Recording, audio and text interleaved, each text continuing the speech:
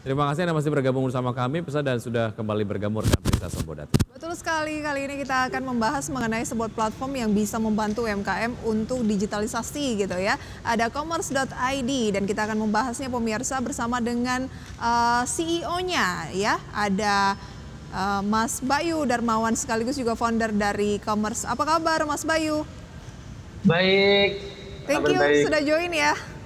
Ya, terima kasih undangannya. Oke, lengkapnya Mas Novi Bayu Darmawan. Ini bicara mengenai pendanaan yang baru saja didapatkan. Selamat atas pendanaan yang didapatkan di bulan Februari, kalau tidak salah ya Mas Novi ya. Ya, betul. Oke, sejauh ini pendanaannya digunakan untuk apa saja? Oke, jadi fokus pendanaannya itu nanti akan kita gunakan tentunya gimana biar UMKM itu lebih terbantu ya dengan layanan ataupun produk yang kita ciptakan. Artinya di sini kita akan fokus dari sisi tim, ya. Jadi nanti kita akan menguatkan tim teknologi di sini. Jadi agar development-nya itu lebih cepat ya untuk pengembangan teknologi atas produk dan layanan yang kita buat di berbagai sektor untuk teman-teman UMKM itu. Jadi sebenarnya fokus pertama itu. Yang kedua nanti baru kita akuisisi secara masif pengguna-pengguna UMKM di seluruh Indonesia. Kita akan aktif di dalam komunitas UMKM Indonesia. Oke, perkembangannya sejauh ini kalau commerce sendiri kan sudah berdiri sejak kapan sih, dan perkembangannya sejauh ini dari segi UMKM yang sudah digitalisasi kah atau apakah itu sejauh ini sudah seperti apa Mas Bayu?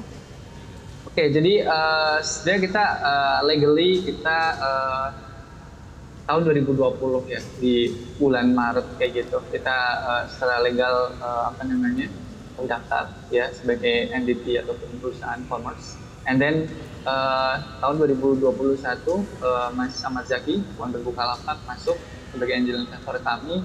Dan di situ seperti yang ada di video ya, yakni kita mengawalinya hanya dengan membantu UMKM di dalam remote worker team e-commerce ya, misalkan live streamer, kemudian CS dan sebagainya. Nah, sejauh ini kita udah growth di berbagai sektor. Kita juga ada pengiriman, kemudian pergudangan di pusat-pusat kota di Indonesia. Kemudian kita juga membantu UMKM dari sisi CRM-nya. Kemudian ada juga teknologi untuk kita memanage banyak marketplace sekaligus kayak gitu. Jadi perkembangannya cukup besar dan sekarang kurang lebih ada 50.000 UMKM terdaftar di ekosistem commerce. Ada 50.000 UMKM yang Terdaftar di ekosistem commerce. Oh, ini sudah terdaftar ya di commerce, luar biasa. Dan yang sudah terbantu atau sudah naik kelas ke digitalisasi udah berapa banyak? Ya, luar biasa ya. Jadi mereka itu terkadang kita coba bantu menyelesaikan berbagai permasalahan. Ada yang di situ kewalahan menangani pelanggan, maka kita bantu dengan customer support. Ada yang dia kepengen mengefisiensikan pengiriman ke customer, kita bantu dengan fulfillment ataupun pergudangan dan pengirimannya. So far kita bisa membantu mereka kurang lebih ada 5.000 yang aktif bertransaksi dan memberikan kontribusi pendapatan ke kita setiap bulan. Oke, jadi layanannya sebenarnya dari commerce nih ada banyak ya. Tadi Anda katakan untuk melayani membludaknya pembeli, kemudian pergudangan. Tapi lebih spesifik yang membedakannya dengan platform sejenis itu apa nih Mas Bayu? Oke, jadi UMKM itu unik ya. Jadi dengan keunikan itu mereka berasal dari berbagai latar belakang, kalangan dan daerah. Dan di situ kita keunggulannya itu dari sisi kesederhanaan. Jadi kita itu tidak ibaratnya ngasih mereka itu sebuah alat bantu yang kompleks. Jadi kalau mereka memang butuhnya customer support, ya sudah kita bantu dari sisi customer support. Kita di sini jarang sekali untuk memaksakan mereka untuk menggunakan semuanya sekaligus kayak gitu. Ketika mereka ingin menggunakan ibaratnya, mereka sudah pantas di level ibaratnya ekspansi keluar daerah, maka kita akan mensupport dari sisi pergudangan di setiap daerah tersebut kayak gitu. Jadi banyak layanan yang kita sediakan. Kita di sini mengedepankan keunggulan kesederhanaan. Tapi perlu diingat, integrasi satu layanan ke layanan yang lain akan sangat bagus sekali ketika UMKM menggunakan lebih dari satu layanan. Baik, oke, menarik. Kita akan lanjutkan usaha jeda berikut ini ya, Mas Novi, dan pemirsa tetap bersama kami. Saja kami akan segera kembali. Ya, kami masih berbincang bersama Mas Novi Bayu Darmawan atau Mas Bayu, founder dan juga CEO dari Commerce ya, yang beberapa waktu yang lalu sudah mendapatkan pendanaan. Ini bicara mengenai layanannya Anda tadi sampaikan memang cukup bervariatif begitu ya, tapi ya digemari oleh user sendiri layanan apa, Mas Bayu?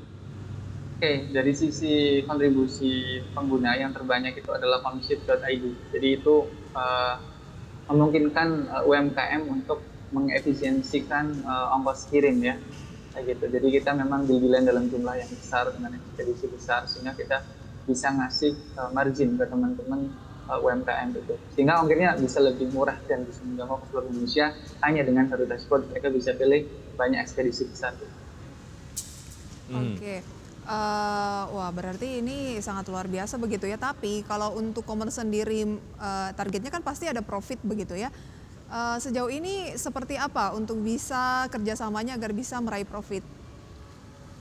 Ya, Commerce sudah profit sejak awal tahun 2023. Jadi jangan khawatir ketika ada investor yang sedang melihat acara ini, kita welcome untuk investment di round berikutnya di beberapa bulan ke depan ya. Jadi kita sangat-sangat lean sekali dan tidak terlalu terburu-buru di dalam menjalankan Commerce ini. Jadi kita optimis untuk lebih growth lagi. Oke, secara perluasan layanan sendiri sejauh ini adakah daerah-daerah baru yang diolah lah ya, ataupun mungkin dieksplor oleh commerce.id sendiri? Ya, kita sangat mengapresiasi teman-teman UMKM yang mempunyai produk yang berkualitas ya, terutama di daerah Tier 2 dan Tier 3. Nah, itulah salah satu bentuk support kami di beberapa waktu ke depan pasca pendanaan ini, dengan kita mengaktifkan komunitas UMKM setempat, dengan kita di situ membentuk pendamping UMKM dari Commerce kayak gitu. Ya, jadi itu memang salah satu roadmap kami ke depan. Oke.